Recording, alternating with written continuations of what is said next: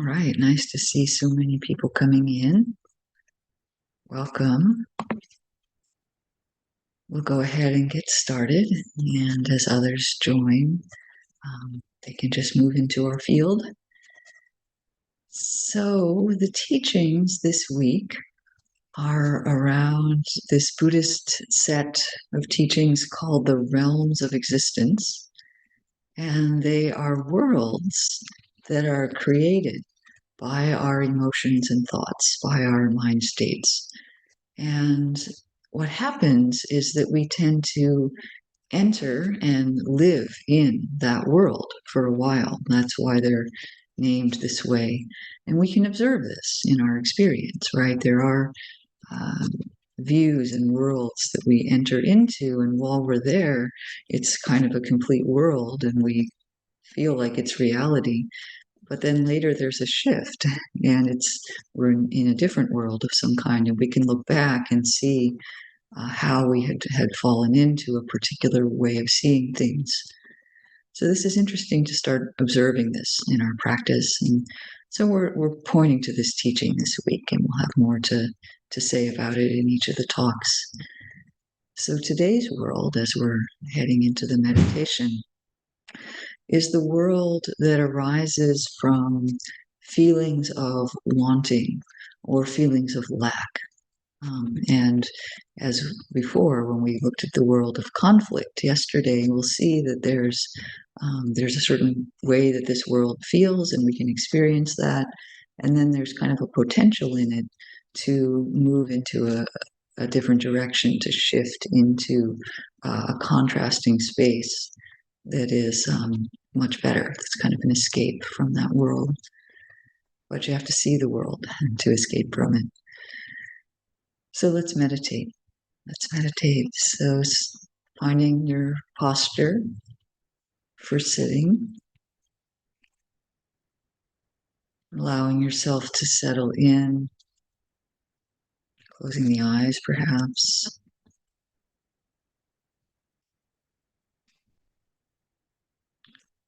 And feeling the body in whatever posture you're in, sitting or lying down.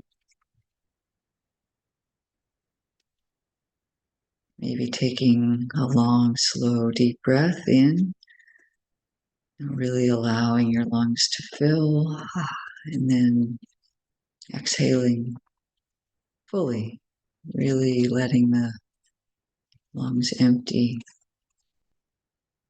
maybe even lingering at the end of the out breath so that we exhale a little more. And then allowing the breath to become natural again.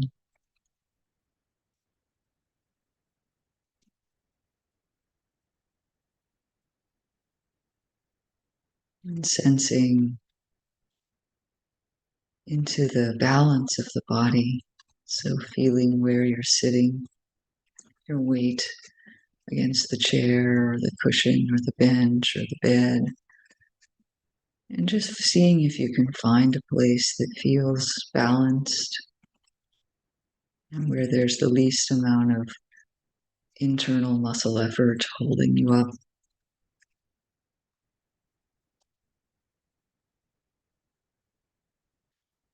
Letting the body be straight.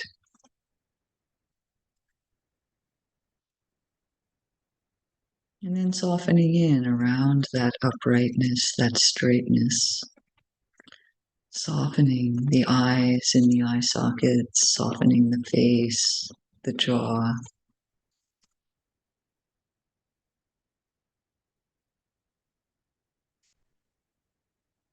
Softening down and letting the shoulders drop.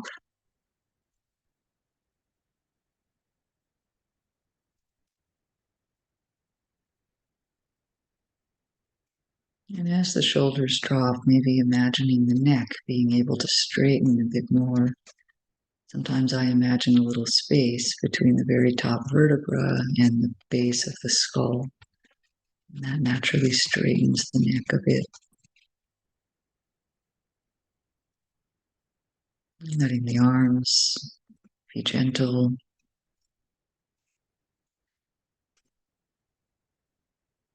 And then down through the torso, sensing into the chest area, upper back,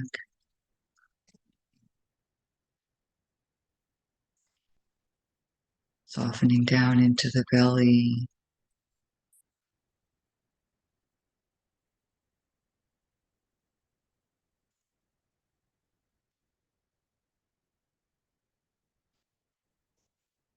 If you can, even sensing down into the very base of the spine,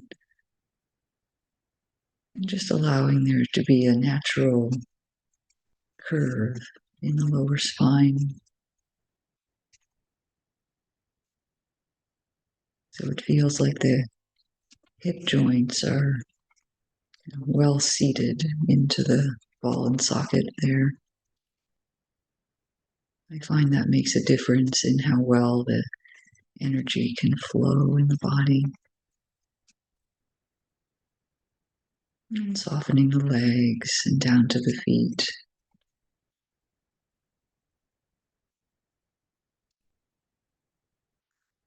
And then just an acknowledgement that bodies are bodies and there may be pain or stiffness or illness.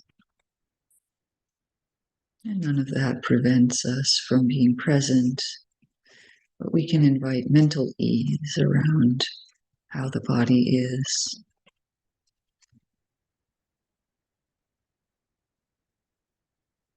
Not always comfortable.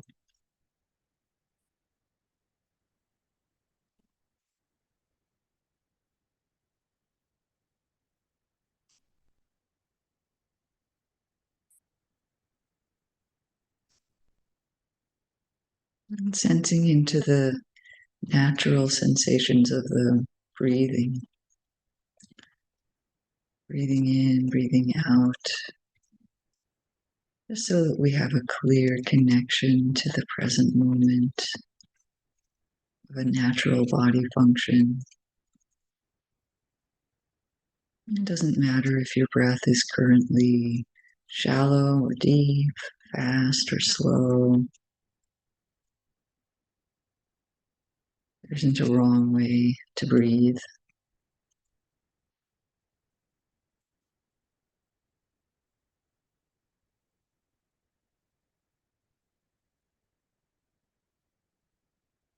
And just giving the mind that simple, repetitive, rhythmic object.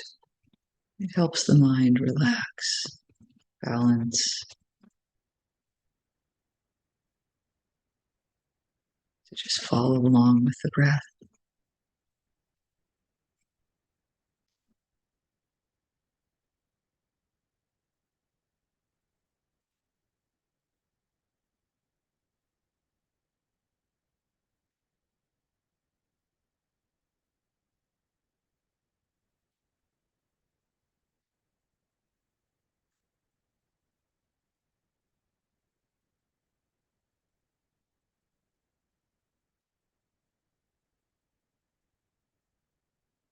Seeing if we can put the mind into a state where it's willing to receive the breath. So it's not like we feel like we're the ones doing the breathing, but can the breath just be something that we receive in and out, the way you're receiving sounds, the sound of my voice, or the sounds around us. Sounds just come and we receive them. The breath just comes and we receive it.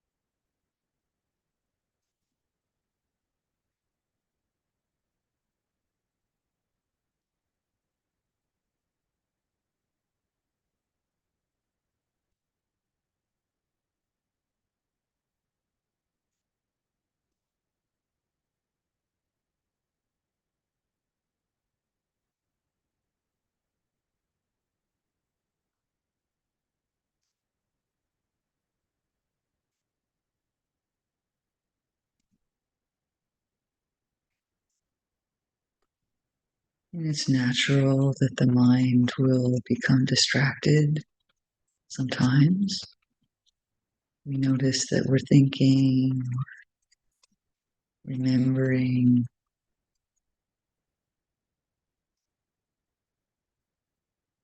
And for this teaching, we'll notice that leaving the present moment somehow has to do with thinking that there's something better. It would be better to think about that thing I need to do later than to just be here with the breath. It would be better to try to ruminate on this problem that I've ruminated on before.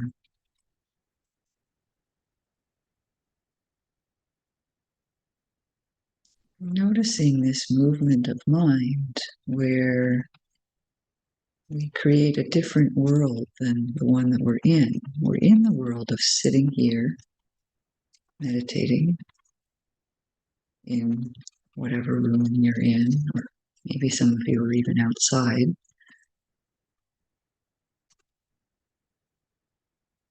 But we leave that for a world that we create where we're getting something. We're going to have lunch later, maybe, or we're being something. We're stepping into our role as parent or friend or employee and thinking about that world.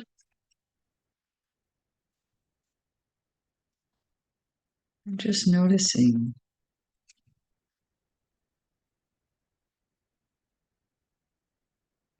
what that's like. And mostly we'll stay with the breath, the body.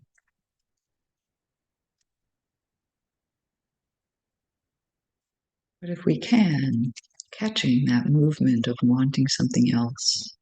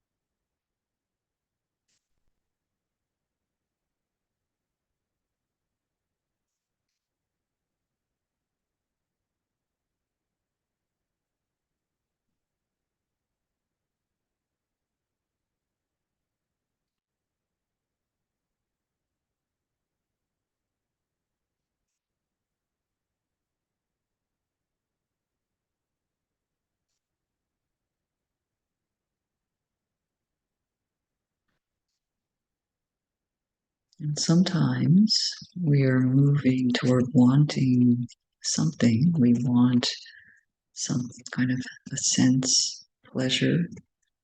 We want some kind of an identity. And sometimes we're moving away. We want not to have something. We're moving away from a painful need in this moment. Or we're moving into a world where we're trying to make it so that we don't have a certain identity. How can I make this person not see me in the way that they're seeing me, for example?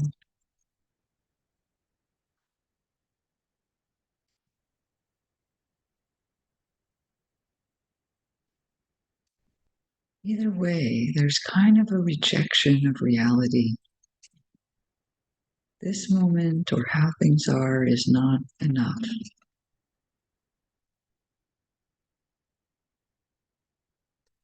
Can we catch the dukkha around that, the contraction in the mind associating with rejecting what is actually happening now?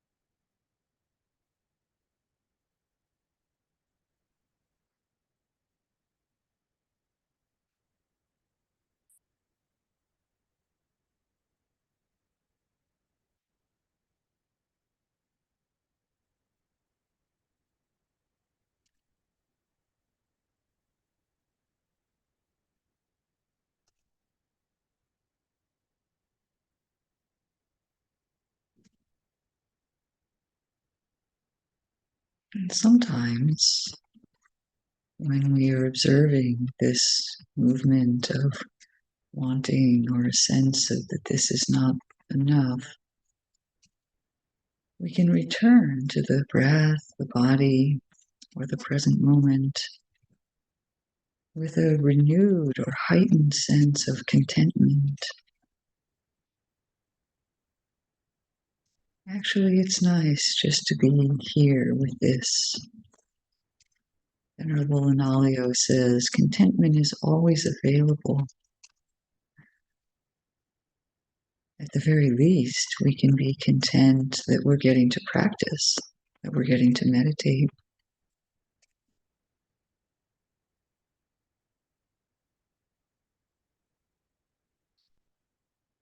And you sense the settledness, the okayness of this,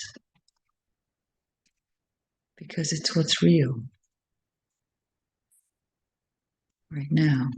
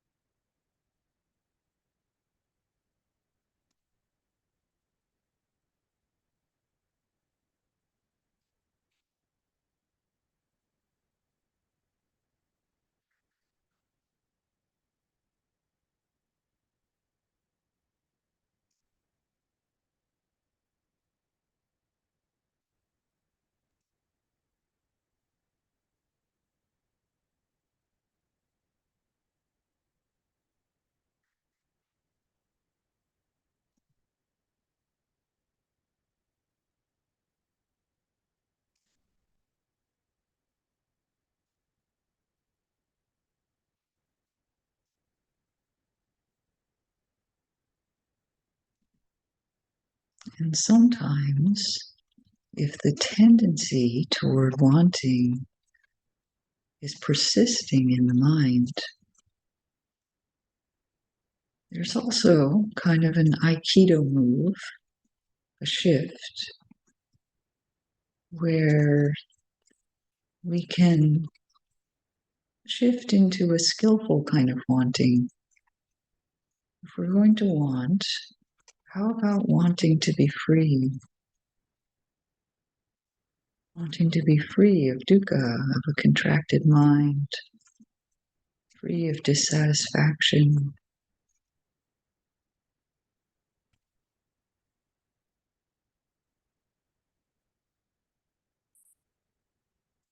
The Buddha said this kind of wanting and desire for Dharma or for freedom is a skillful desire. It's based in saddha, quality of faith or trust. It still has some discomfort in it, but it is part of the path. It's okay to want to be free.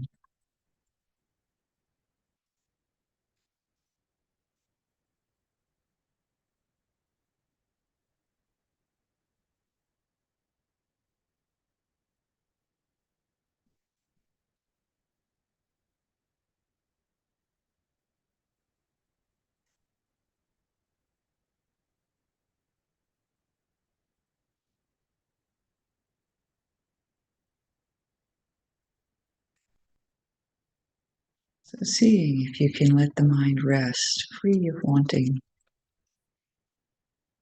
free in whatever way your mind can become free of wanting.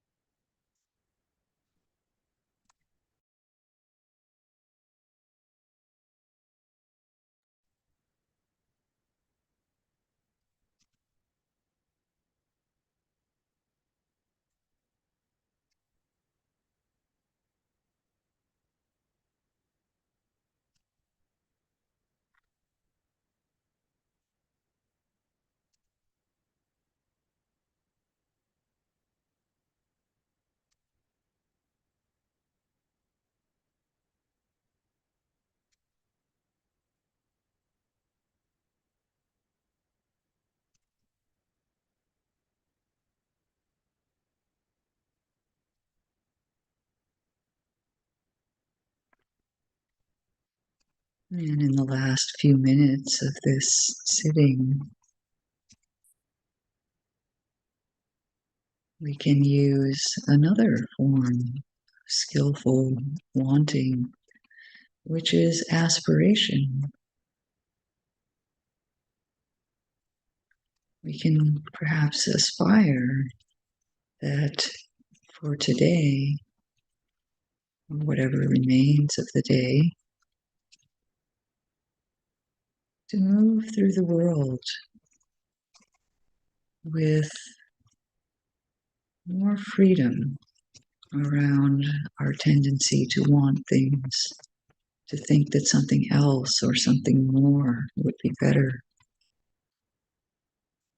to free the world from our demand that it be different.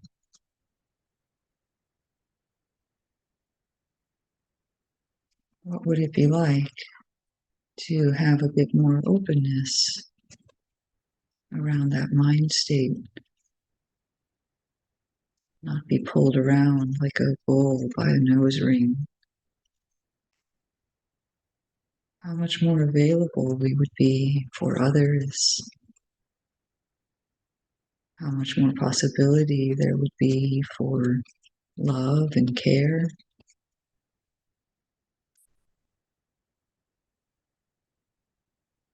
even for ourselves, and also for others, and how much more flexibility we might have around seeing different options, being creative, seeing new possibilities without the limitation of the lens of wanting. We can aspire to try that out and add that energy into this world which so much needs it.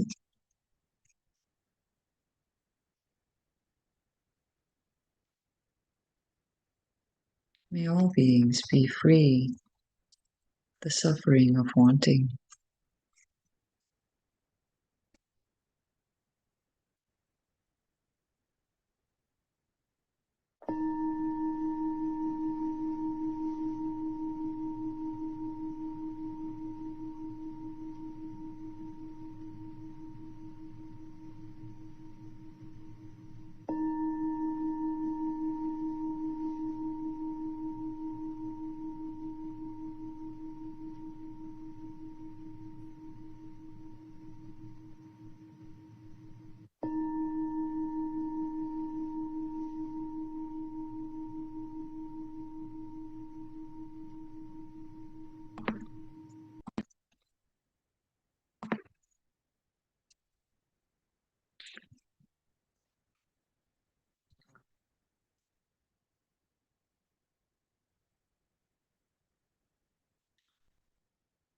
So this week we are taking on a Buddhist teaching called the realms of existence.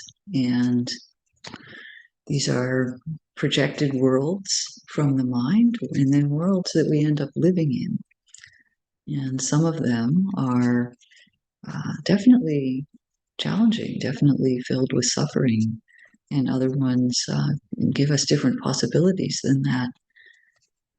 And the point is not to avoid all of these worlds and in some kind of a suppressive way, but to really get to know how each one of them operates for us. How is it that it gets generated and we get sucked into it? We buy it, essentially, buy into it. And my hope in this week is, of course, to explore each of the 5 worlds that are described in the Pali Canon teachings, and also to get a handle on, like, what is this teaching? How does it fit in with other more standard teachings that we might have heard?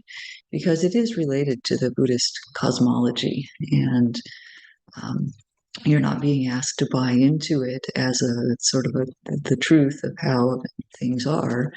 I know some of us are refugees in a sense of being asked to believe in things that didn't make sense.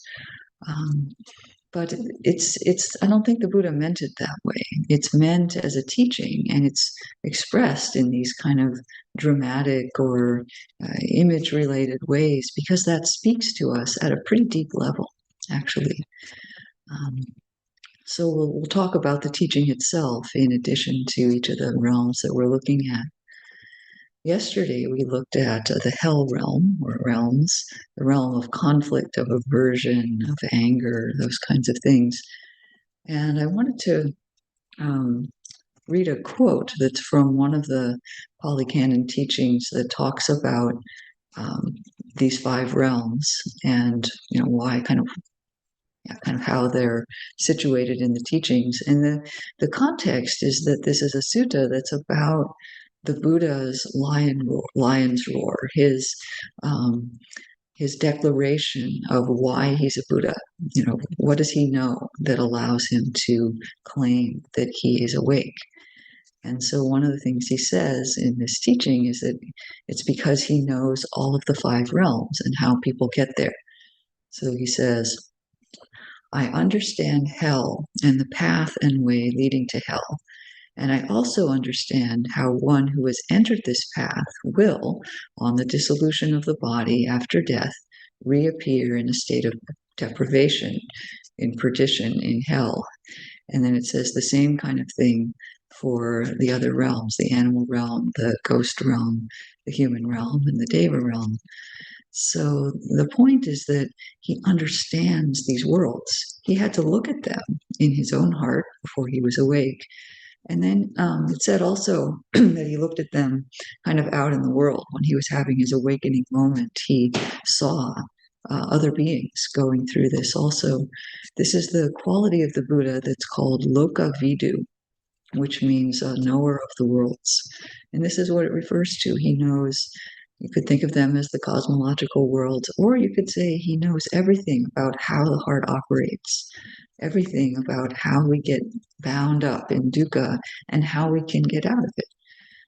What paths we're putting ourselves on with certain thoughts and actions. And also that makes him then able to teach how we can make different choices along the way. So, whether or not you think in terms of rebirth, I think it's clear enough that these different mind states we're talking about operate even within this life, and we cycle through them under various conditions. And this teaching points in general to how reactive emotions drive us to wander from state to state. And this is this word called samsara. Samsara, you may have heard, like the world of endless churning on through dukkha. It's not that samsara is this world, the earth that we live on, and nibbana is some other place that we're going to get to go to someday, maybe. Samsara is an action of the mind. It's a quality. The verb samsarati means to wander. And so samsara, the noun, is the wandering on that the mind does. And it wanders from world to world that it creates. And when we're in a different world, we can look back and see that we used to be in some other world, but we may not see that at the moment. And that's the whole key, is we have to see in the moment that we've entered a certain world or a certain view and have a choice about that. And otherwise, it just wanders and wanders and wanders, cycling through different mental worlds. And the teachings are pretty stark about this. They say there's no discernible beginning to our wandering. You can't find the beginning point of it. So it becomes then all the more important that we be able to see it. And that's the beginning of the path. So we're not going to gain 100% full control over these worlds. That's not really in the cards until we're fully awake, but we can start to get a handle on it in a sense, and we can be a little less stuck, a little less obligated to fall in. So let's look at today's world. Today's world is the hungry ghost, the realm of the hungry ghosts, another of the deprivation realms, and also another one with kind of a creative name and image. So this is the realm of wanting, of grasping, of miserliness, of never enough, never enoughness. And hungry ghosts are pictured as creatures that have huge bellies and tiny throats. And the Buddha often taught in terms of these stark images that are meant to be something that we can feel into. So the idea is that the belly makes them hungry and wanting things, but the throat is so small they can't really get enough food to satisfy themselves. And so this is the world when we're caught in thoughts like, I don't have enough, I can't get enough, or there won't be enough. It's a painful world. Do you know this world? I think we all know this in some way. And it comes ultimately, down in the heart, it comes from the root of greed. And greed doesn't just mean gross acquisition, it can also mean lack. It can mean an anxious sense that everything is going to go away. It's also related to the mind states that are associated with addiction. Um, there's a sutta that says, where the Buddha is talking about getting things, and he says, for humans, even a shower of gold coins would not feel like sufficient wealth. And when I read that, I thought about how it's been shown that people who win the lottery are initially very happy. There's a big rise in their well being. But then after a year or 2 years, maybe, they pretty much return to their previous level of happiness before they got the money. And it's like this, right? It is an increase to get something, and then there's a settling back into the baseline level we were at before. And it's like this for many of the things that we acquire, just maybe in smaller amounts, right? Um, so we're not stuck with the baseline level we're at, by the way, that can be changed, but it's the acquisition is not ultimately satisfying for us. So greed and wanting are springing then from a kind of inner poverty, and they in turn construct a world that is shriveled, that is impoverished, and that it feels like it's not enough. Now, some people who are greedy are quite wealthy, and their world looks outwardly like it's very lavish in some way. But if there is operating in them still this hungry ghost mind state, then even a lavish world is hollow in some way or hollowed out. And we can feel when we're moving into that. To be clear, like I said in the meditation, there are healthy kinds of desire. It's not that every time we want something, want is a broad word, that it's a bad thing. We can desire or wish for or intend for things that are healthy for us, and that can be helpful. We're talking now about a world that is coming clearly from a constricted, a contracted place of not enough. So, as before, the way not to be pulled into this world is to have enough clarity and awareness that we can see it arising and have some choice about whether or not we enter it. And so we can start to investigate. In order to have that ability, we can start to investigate, okay, what are the patterns of tension in my body that are associated with grasping, with wanting, with anxiety? And what are some of the views that are operating when I'm wanting something? And there's a wide range of them. It could be, um, this is the one that's going to do it. If only this were true, I had this or this changed to be the way I want it, then I would be happy. That's a common one. Or um, various competitive views. I need to have more because these other people, I want to have as much as these other people, and I should have that or something. So getting to know these movements in our heart without pretending that they're not there. Oh, that's kind of an ugly view. I don't really want to have that. But instead to be willing to open to them, open to that world. Okay, what is that like? Let them show up and be seen so that we'll be able to recognize it and properly have compassion for that way of thinking and not have to enter into it. There's a teaching story about people who have locked elbows such that they can't bend their arms. And they're in a room with a bountiful table of delicious food, overflowing with delicious food. But because they can't bend their arms, they're not capable of eating. And they suffer a lot in that situation.